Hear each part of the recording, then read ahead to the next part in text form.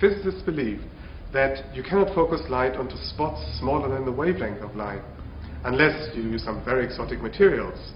However, I found out that that's not true, and you can focus light on spots that could be as small as a molecule with just ordinary materials. Why is that interesting? Well, the microelectronics industry photographs the zillions and zillions of transistors onto silicon chips by using smaller and smaller wavelengths of light. And there will be a limit someday. To overcome that limit, it would be good to have imaging devices that don't suffer from this problem, where the spot size does not depend on the wavelength anymore. How is that possible?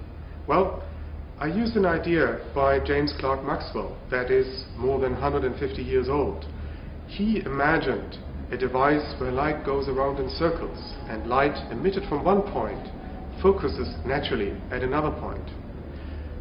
Nobody built his device yet, and I found out a way of doing this. Moreover, presumably also nobody took it seriously, and I did theoretical calculations that showed that the wavelength does not pose the resolution limit in his device. And so you can focus light smaller than the wavelength of light with just ordinary materials, at least in principle.